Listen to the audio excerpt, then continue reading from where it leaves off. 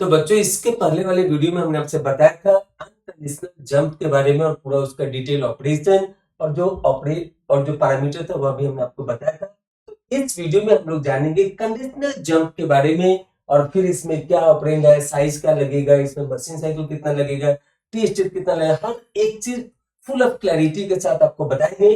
तो यहाँ पे ऑपकोड इसका इंडियन बुक में दिया रहता है JX, ये X हमारा रिप्लेस होता है with this either C, NC, P, M, PE, PO, Z, NZ। सो इसका मतलब है कि यहाँ पे जो फ्लैग्स होते हैं 8085 में उसके स्टेटस के ऊपर इस इंस्ट्रक्शन का एग्जीक्यूशन डिपेंड करता है। In the format still it is having 16 bit of data as operand. तो यहाँ पर हम लोग पहले इसको समझेंगे कि यहाँ पे जो भी स्टेटस, जब भी इस इंस्ट्रक्शन का एग्जीक्यूशन होगा तो उससे पहले जो फ्लैग का स्टेटस है उसके अकॉर्डिंग ही इसका एग्जीक्यूशन होगा। सो फॉर एग्जांपल हम इसे एग्जांपल के साथ समझते हैं कि यहाँ पे अगर कहीं पे दिया हुआ है जंप ऑन कैरी 2050H और यहाँ पे हम एज्यूम करते हैं कि इस इंस्ट्रक्शन को जो बिफोर एग्जीक्यूशन मेमोरी में स्टोर किया गया है तो उसके लिए हम एक स्पेसिफाइड एड्रेस ले लेते हैं यहाँ पे एज 1000H। तो जो भी यहाँ पे जीसी का ऑपकोड होगा, सो फॉर एग्जांपल जीसी का ऑपकोड है यहाँ पे DA corresponding टू जेसी। आपके बुक में दिया होगा इसके corresponding जो हेक्स का होता है इक्विवेलेंट वो दिया रहेगा। सो DAH is their hex equivalent for their opcode। तो नेक्स्ट एड्रेस पे क्या होगा 1001H।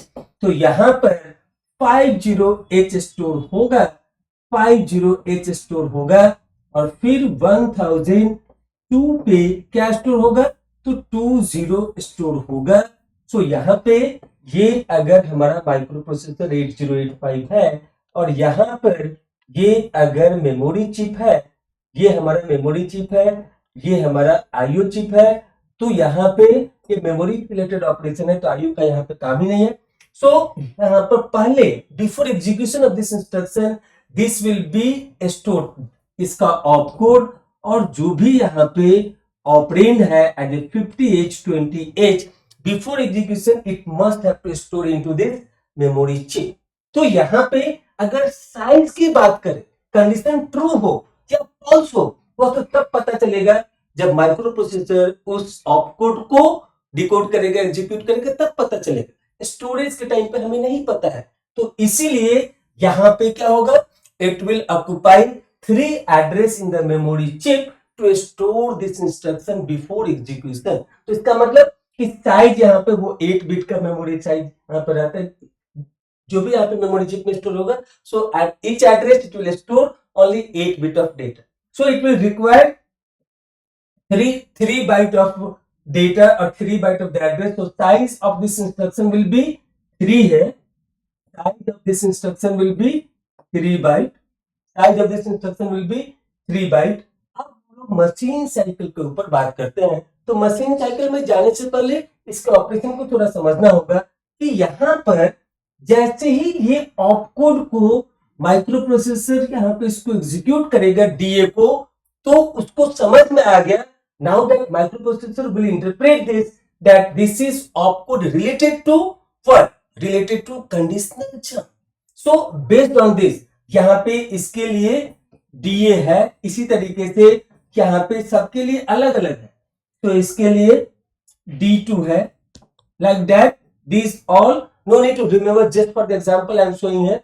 तो यहाँ पे जैसे ये डिकोड होगा, एग्जीक्यूट होगा तो माइक्रो प्रोसेसर को पता चल जाएगा कि ये कैरी बेस्ड जंप है, मतलब कंडीशनल जंप है, लेकिन किस पे डिपेंड कर रहा है तो कैरी के स्टेटस पे।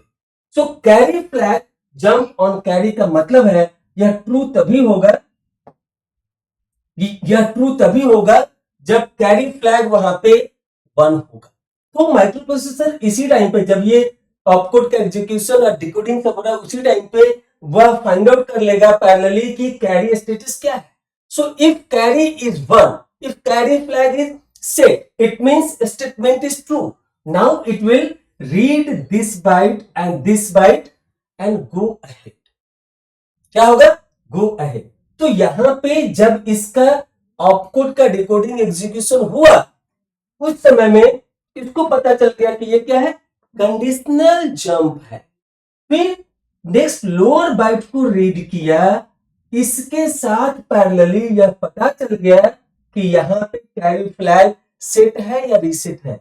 अगर कैरी फ्लैग सेट है तो ये स्टेटमेंट ट्रू है और तभी ये नेक्स्ट बाइट को रीड करेगा, otherwise it will stop here itself and it will skip to read this. क्या मतलब हुआ कि अगर यहां पे मशीन साइकिल 2 होगा, अगर स्टेटमेंट ये फॉल्स हो गया तो this is required 2 machine cycle if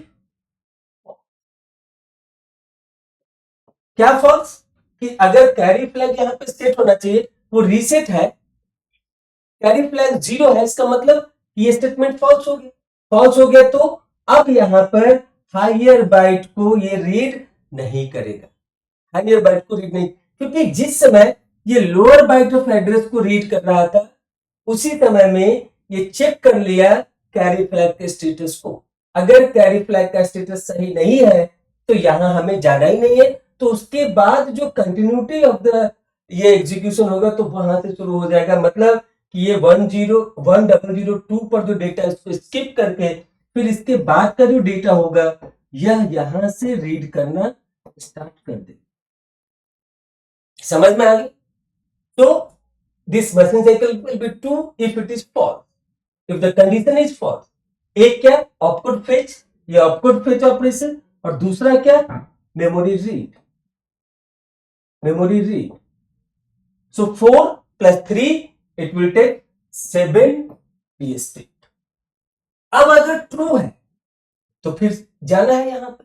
so now if it is true then it will jump to this address, कहां पे, 2050H पे यह कंट्रोल आएगा और यहां से जो डेटा होगा उसको माइक्रो प्रोसेसर वहां से फेच करना शुरू करेगा।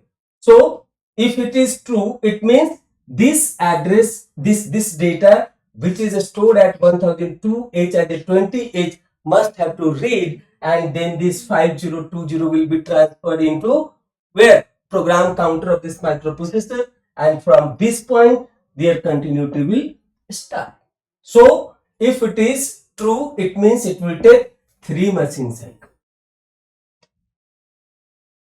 If it is true then it will take 3 machine cycle and it will do normal execution of the instruction. So opcode fetch यहां पे, एक मेमोरी रीड यहां पे, दूसरा मेमोरी रीड यहां पे. So as we know that for the opcode fetch it is required 3 machine cycle.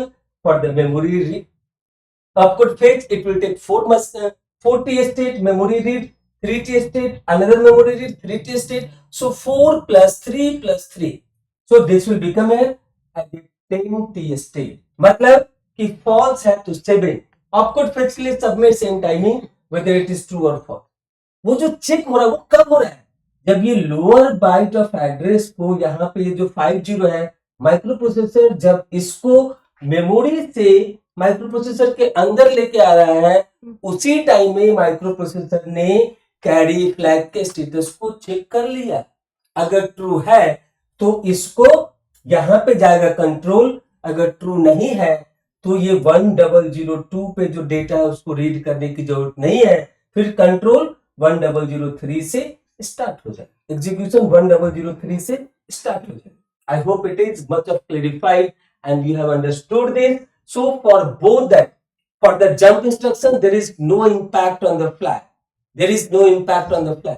Here this execution will depends upon the flag. It will not change the flag status, but it will do based on the flag status it will execute this instruction. So I hope it is crystal clear idea given to you and you enjoyed, you learned these 2 type of instruction, jump, conditional jump and unconditional jump. I hope you enjoyed this. Thank you very much for watching this video. फिर मिलेंगे अगले video में अगले instruction के साथ. Thank you.